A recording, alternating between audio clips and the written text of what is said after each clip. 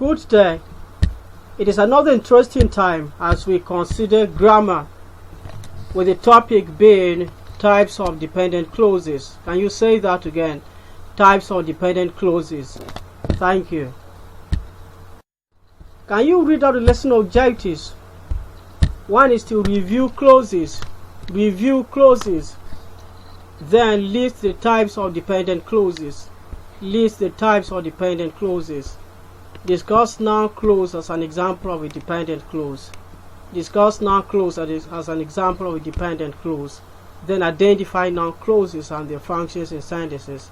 Identify noun clauses and their functions in sentences. Let us begin the lesson this way. Can you read the instruction? Split these sentences into dependent and independent clauses. Split these sentences into dependent and independent clauses. One of them is, if he comes, but there is no one around, he would go back. If he comes, but there is no one around, he would go back. The next, many are called, but few are chosen. Many are called, but few are chosen. These are the likely responses one can get. Now look at the sentence. If he comes, but there is no one around, he would go back. If he comes, is here, but there is no one around, is here, he would go back, is here. Now look at them. If he comes, dependent, because when you tell me if he comes, I will not understand. When you say, but there is no one around, I will not still understand what you want. But immediately you say, he would go back, I would understand. And that makes the idea independent. The rest are dependent, but this is independent because it makes meaning. In the second sentence, many are called, but few are chosen. This is the analysis. Many are called is an independent clause because it expresses meaning. But few are chosen. But few are chosen is a dependent clause because it cannot express meaning. When you just tell me that but few are chosen, I won't know what you want. But immediately you tell me that many are called, I will know what you want. Can you explain what a clause is? You know, we have been handling this for a long time now. So what is a clause? It is simply a group of words which has both the subject and the predicate. A group of words which has both the subject and the predicate. Now there is something you must know. It can express complete idea. That is, it can be independent, or it may not express complete idea. That is, it can be dependent. What do I mean by this? That clauses normally have subjects, it normally have verbs, but on the whole, it can express complete idea or it may not. And when it expresses a complete idea, it becomes independent. It becomes an independent clause, and you can also call it a simple sentence. Simple sentence. While independent clause expresses a complete idea and is also called a simple sentence, a dependent clause does not express complete sense and requires another clause to complete its meaning. We will understand more as I explain. Let us look at this pattern. Independent clauses are simple to identify with their subject, verb, object, that is SVO, and other similar patterns. They are simple to know because they are simple sentences, and we normally use them. So, subject, verb, object pattern or similar patterns are being used in the formation of independent clauses. Look at this sentence. He is a boy. He is the subject, is the verb, a boy here is the object. In the second sentence, she comes always.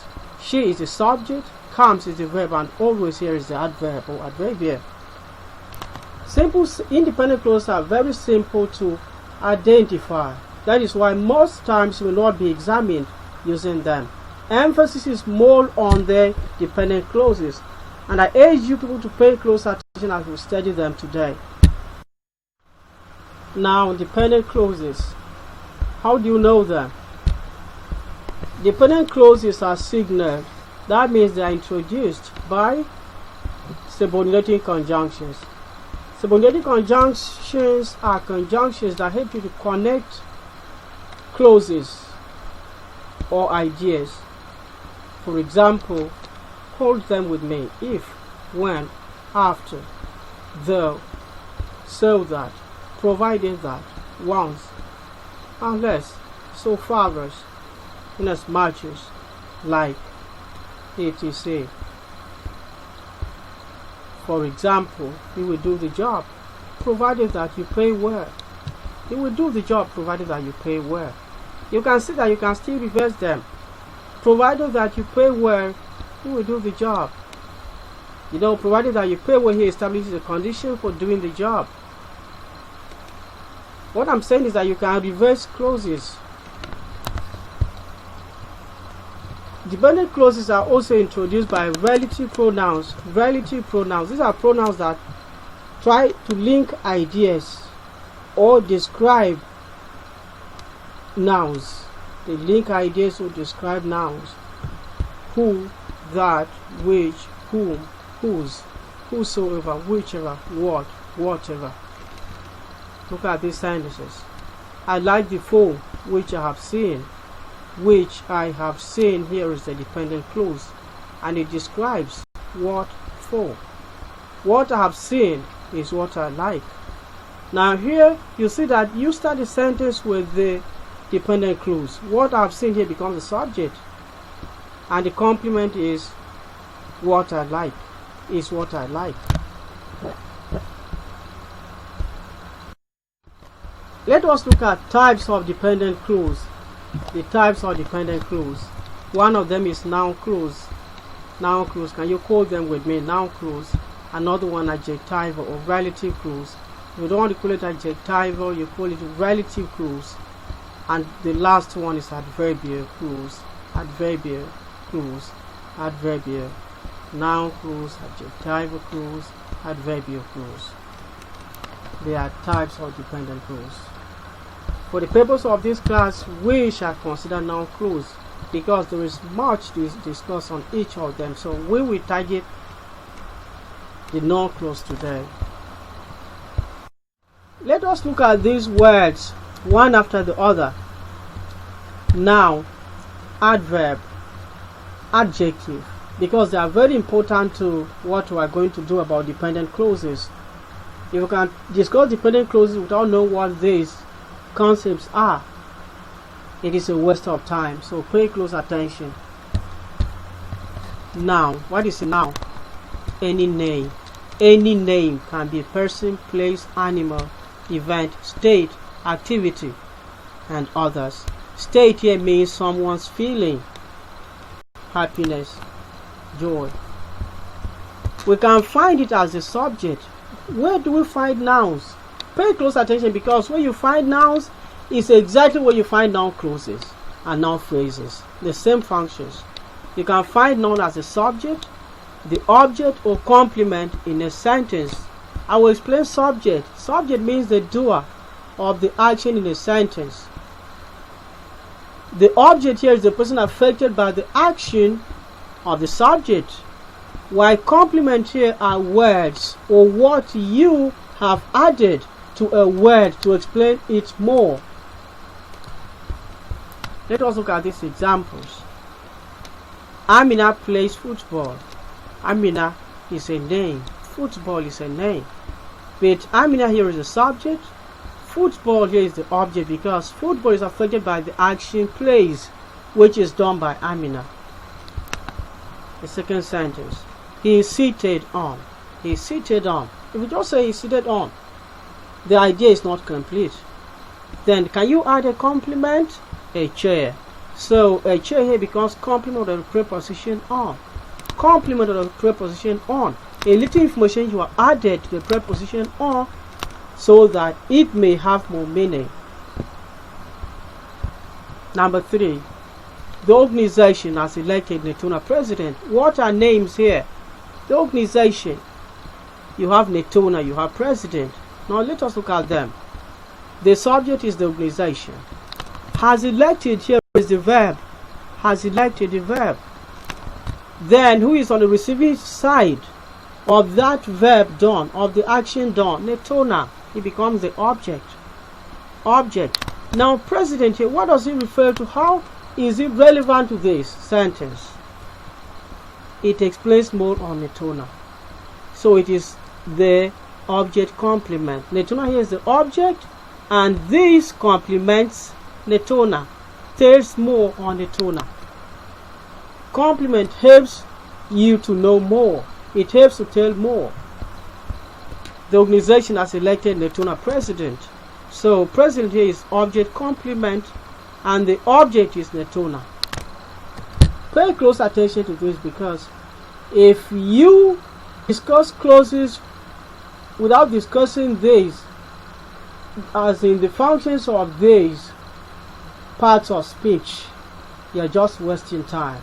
Pay very close attention. There is much on this, but I will not go that much. I will not go in detail considering the level you are. Pay close attention. Next is an adjective. What is an adjective? An adjective is simply a word that describes or modifies. It describes or modifies. That means it tells the type of noun, pronoun, or another adjective. It describes an adjective. That means it tells more about another adjective. It helps to show the size, the color, the quantity, or quality of nouns. Examples are: there are purple flowers in the garden. Now, the adjective here is purple. Sorry. And what does it do? It modifies the noun flowers. It explains more on the noun flowers. Number 2, he painted the house. He painted the house red. Red here complements the object, the house. It is used to add more on house. He painted the house red. Number 3, she has long dark hair. Can you leave out long and read just dark?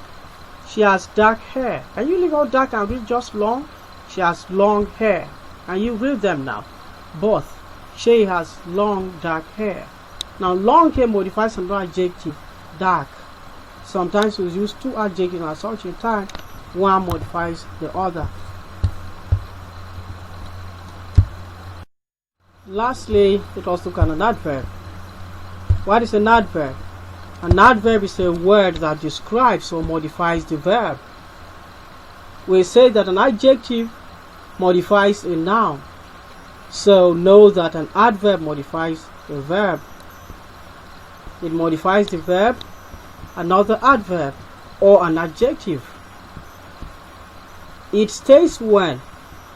An adverb can state when, that is, can help you to know when, how, why, where an action occurs, or the condition upon which an action occurs. Examples, few examples of adverbs include when, before, because, and others. Let us look at adverbs in sentences. I eat every day. Every day here is the adverb, and every day here modifies the verb eat.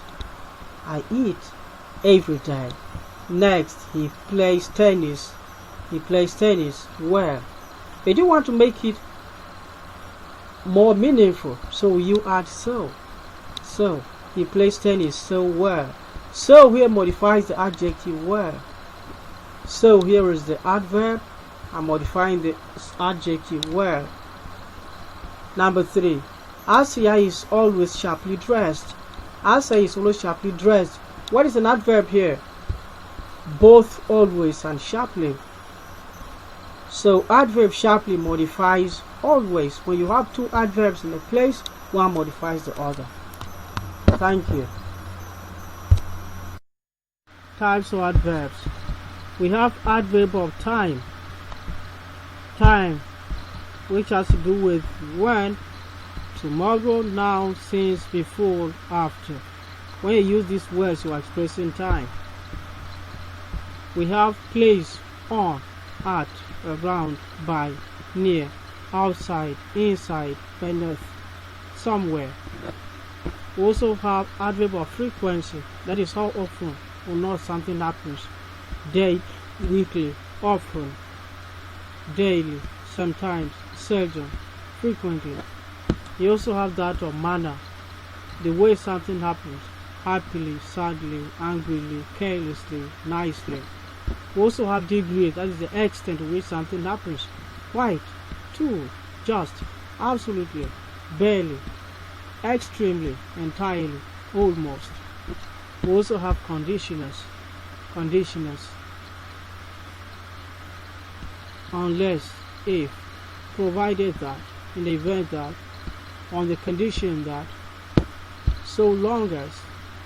We have reason, which has to do with why, because, since, as, for, seeing that, as long as, in that, why. And finally, purpose, which have been introduced by so that, to, in order that, lest.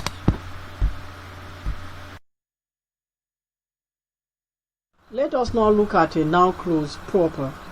But before looking at a noun clause, I want us to look at these words and explain them again. Subject, object, complement. What is subject? The doer of the action. What is object? The person or thing affected by the action done by the subject. Then what is complement? A word or some words that are added to a word or a unit to explain the unit more. A word or group of words that may be added to explain more on a unit. Noun clause. What is a noun clause? It is a group of words that functions like a noun. Noun here means a name. There will be a group of words but we function like one name. That is the essence of a clause. You have many words but they function like one. Now a noun clause can be the subject, it can be the object, or can be the complement in a sentence. And what you must know is that a noun clause begins with or is introduced by relative pronouns. Can you call them? Who, which, whoever, whose, what, whomever, whatsoever, whichever, that, how, why, whom, whether. These are relative pronouns that introduce noun clauses. Noun clauses can also be introduced by gerunds. These are verbs that have ing but are being used as nouns. What are gerunds? Verbs that have ing at the end and are being used as nouns. For example, leaving me here is not good. Fishing here is forbidden. Walking on the road is dangerous. Leaving me here is not good. Fishing here is forbidden. Walking on that road is not good. In these usages, we see that none of the words is used as a verb, but a noun. Let us look at these sentences. I will ask you. If I just tell you, I will ask you, what will you ask me? Ask me what? What will you ask me? I will say, whatever happens to her. Whatever happens to her. When you want to find out or get noun clauses properly, ask questions. Any question that involves many words being changed to what, know that the words represent a noun clause. What will you ask me? Whatever happens to her. Number 2. Can you form a question on this number 2? Leaving the school without permission can get one in trouble. Can you ask a question on this? What can get one in trouble? And I will ask you, I will tell you, leaving the school without permission. What have I said? That for you to identify clauses properly, look at these words. If you see them introducing a part, know that it should be a noun clause or another type of clause. Clauses are introduced by the arrowheads, the words that signal them. At the same time, ask questions, because clauses are noted based on questions you ask and answer yourself.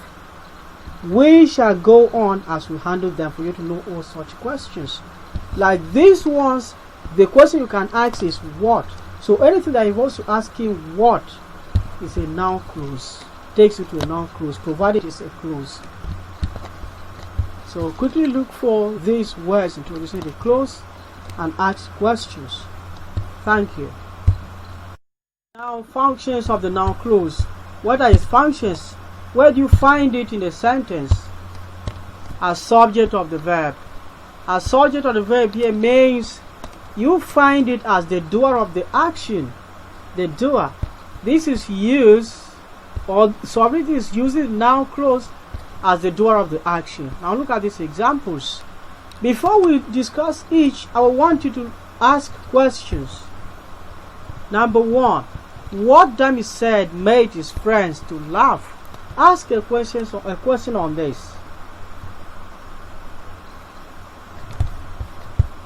What made Dami's friends to laugh? You say what Dami said. What Dami said. And this becomes a subject. Made his friends to laugh. The second one.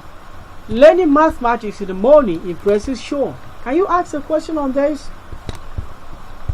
What impresses Sean? Learning mathematics in the morning will be the answer. So learning mathematics in the morning impresses Sean. The next one. How the boy behaved was not very polite. You ask, what was not polite? What is not polite? What is not very polite? And I will tell you how the boy behaved.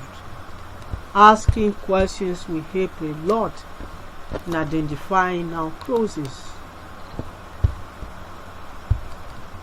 Another function of a noun clause is that it serves as object of a verb. Object of a verb. Object of a verb. What do you mean by object of a verb? Object of the verb here means the recipient of the action or state that is expressed by the verb. You know, a verb can express an action, a verb can express a state.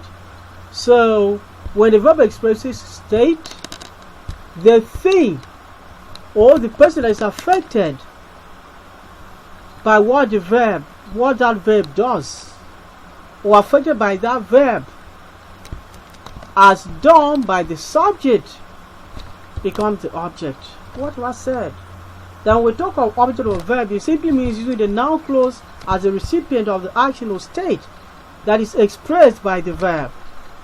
Otherwise, the thing or person affected by what the subject has done. Examples are these. Before we look at this, I want you to ask questions. She did not realize that the answers were wrong. Ask a question on this. What didn't she realize? That the answers were wrong. Number two, he did not know why the pen wasn't writing. Now, what question will you ask on this? What didn't he know? What didn't he know? He did not know why the pen wasn't writing. The next one, they now understand that one should not cheat. Ask a question on this. What have they understood now? What have they not understood? That one should not cheat. What didn't she realize? That the answers were wrong. What didn't he know? Why the pen wasn't writing. Ask questions. Asking questions when you see sentences in which you have to point out clauses will help you a lot. Next is subject complement as a function of the noun clause.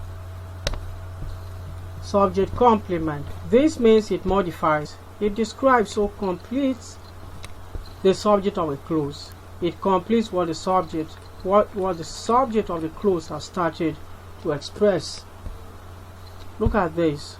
My command is whatever you wish. Mary's problem is who to rely on. Have you asked questions on this? Let us now ask questions and answer.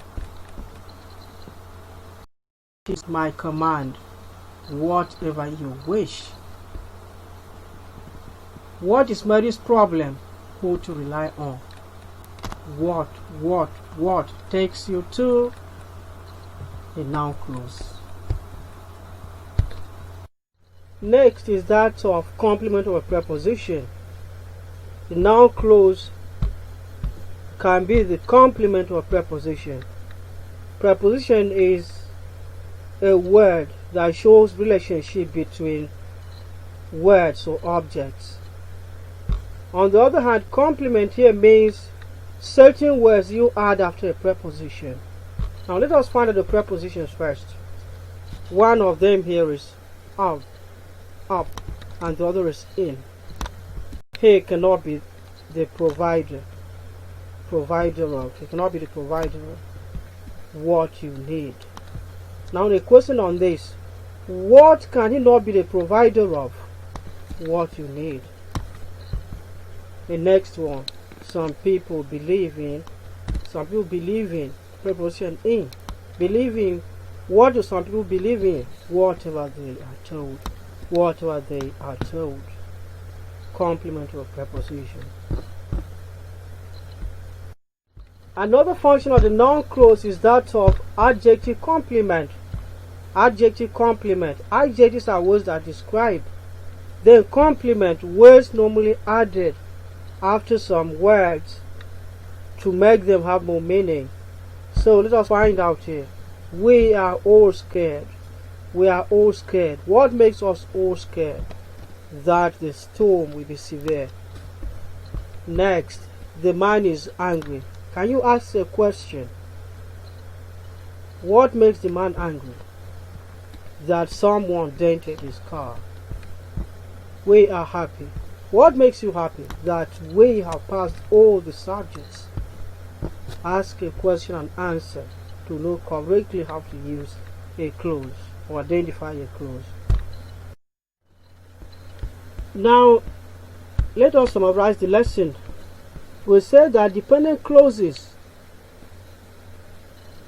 require other clauses or words to make meaning, but independent clauses do not, because they are already simple sentences. They already make complete sentences. On the other hand, dependent clauses require other sentences or the phrases or words because they need them to express more meaning. We also said that dependent clauses are divided into noun clause, adjectival clause, and adverbial clause. We said that dependent clauses are introduced by subordinating conjunctions. Can you mention them with me? Subordinating conjunctions. If, when, after, though, so that, provided that, once, unless, so far as, inasmuch as, like, etc. We also say that that is the dependent clauses are introduced by relative pronouns. Relative pronouns, pronouns that help to describe who, that, which, whom, whose, whosoever, whichever, what, whatever. Now we consider the noun clause, which we said is a group of words that functions like a noun. There will be many words that they will function like a name, like one name, and that a noun clause can be the subject, object, or complement. It usually begins with, or it is introduced by relative pronouns: who, which, whoever, whose, what, whomever, whatsoever, whichever, that, how, why, whom, whether, and others. We also say that a noun clause can be introduced by gerunds, and by gerunds we mean verbs that take ing at the end and are being used as nouns. Leaving me will not work. Fishing here is not allowed. Walking on the road is dangerous. We also say that noun clause can be subject of the verb. These are the functions. It can be the subject of the verb. where it is the doer. It can be the object of the verb, where it comes as a name after the verb, or after when it comes as something or a person being affected by the action of the verb. It can also be the subject complement, that is being used to explain more about the subject. It can also be the complement of a preposition, that is coming after a preposition to explain more about the preposition. It can also be an adjective complement, explaining more about an adjective. Thank you. This is the activity part of the lesson. Follow the links attached and answer all the questions given. Screenshot your answers and submit on the class dojo. These are the links given. You answer the first link, screenshot your answer and submit on the class dojo. But for the second link, what you are supposed to do is just oral activity. You look at the questions, you answer them, check. After you finish answering, you check which is your answer. The third link must also be submitted to me. Answer it and screenshot your answers and submit to me on the class dojo. I will attach the links on the class dojo so that you can have easier access to them. Thank you.